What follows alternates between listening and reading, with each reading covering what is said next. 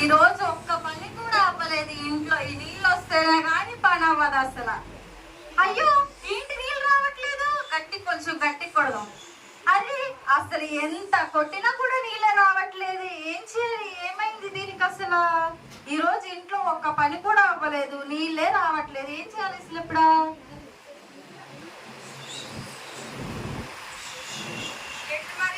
ఎక్కడున్నావు? ఏం చేయను, నీళ్ళు రావట్లేదు. ఈ పైపుని ఎంత కొడుతున్నా కూడా రావట్లేదు నీళ్ళు అసలు. సరే నువ్వు ఇటు జరుగు, నేను కొడతా.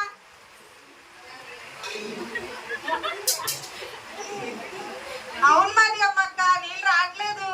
చెప్పాను అసలు ఎంత గట్టి కొడతా కూడా నీళ్ళే రావట్లేదా? కలిసి కొడతాను రా. చూడు అసలు ఎంత కొడుతున్నా నీళ్ళు రావట్లేదు. ఏటో మరి ఏమైందో. అయ్యో ఇప్పుడు నీళ్ళు లేకపోతే ఎట్లా? ఇంట్లో పనిలే అవ్వవే. నీళ్ళు కోసం 2 మైళ్ళు నడుచుకుని వెళ్ళాలి. ఏం చేద్దాం మరి ఇప్పుడు? నీళ్ళు లేకపోతే ఎట్లాగ మరి? ఏంటి మరి? నాకు చిన్న ఆలోచన వచ్చింది అక్క. ఏంటది? మెకానిక్ ని పిలుచుకొద్దామా? ఎక్కడ? మనం మెకానిక్ ని పిలిస్తే ఏడగిద్ది, ఖర్చు చాలా ఉంటది. ఎలా చేద్దాం మనం? ఈ వీధికి ఉన్నది ఒకటే కొలాయి కదా, ప్రతి ఇంటికి పైసలు వసూలు చేద్దాము. మనం అడిగితే ఇస్తారేంటి? ఇవ్వకపోతే ఊరుకుంటామేంటి? మనం ఊరుకుంటే వాళ్ళు ఇస్తారేంటి? తప్పదు కదా మరి. 2 మైళ్ళు నడిచి తెచ్చుకుంటారా ఏంటి వాళ్ళు? సరే సరే వెళ్దాం పద మరి మెకానిక్ దగ్గరికి. అయ్యా మెకానిక్, మెకానిక్. చెప్పండి అమ్మా. అయ్యా మా వీధిలో కుళాయి పాడైపోయింది అయ్యా. అదేమో కరెక్ట్ గా అవ్వట్లేదు. నీళ్ళు ఎంత కొట్టినా కానీ రావట్లేదు అయ్యా. ఏ వీధమ్మా మీది? మాదా సువార్త వీధయ్యా. ఏ పంపు?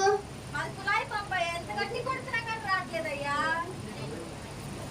సరే మీరు పదండి, నేను చదువుకొని వస్తా. అలాగేనయ్యా.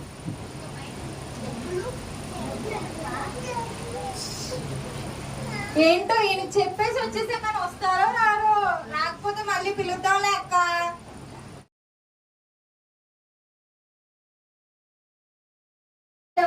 ఆయనేమో వచ్చి బాగు చేసి చాలా చెప్తుందని చెప్పారా? ఇప్పుడు బాగా వస్తున్నాయి అయ్యా. ఈ కుళాయిలో ఎలాగైతే చెప్తున్నాయో మనలో కూడా అలానే చెప్తుంటామమ్మా. మనలో ఎలా చెప్తుంటదయ్యా? మీకు తెలీదా? ఒకసారి చెప్తాను. దేవుని పరిశుద్ధ గ్రంథంలో రాయబడిన రీతిగా గలతీయులకు 5వ అధ్యాయం 19వ వచనంలో శరీర కార్యములు స్పష్టమై ఉన్నది. అవేవనగా జారత్వము, అపవిత్రత, కాముకత్వము, విగ్రహారాధన, అభిచారము, ద్వేషములు, కలహములు, మత్సరములు, క్రోధములు, కక్షలు, భేదములు, విమతములు, అసూయలు, మత్తతులు, అల్లరితో కూడిన ఆటపాటలు.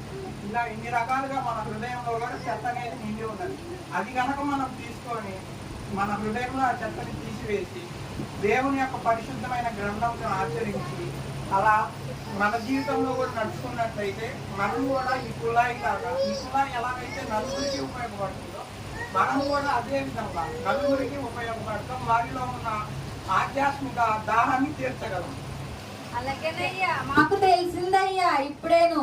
మాలో ఉన్న చెత్తను తీసేసి మేము కూడా నలుగురికి ఉపయోగపడేలాగా ఉంటామయ్యా. అలాగేనమ్మా, దేవుడు మిమ్మల్ని దీవించునుగా. అలాగేనయ్యా, వందనాలయ్యా.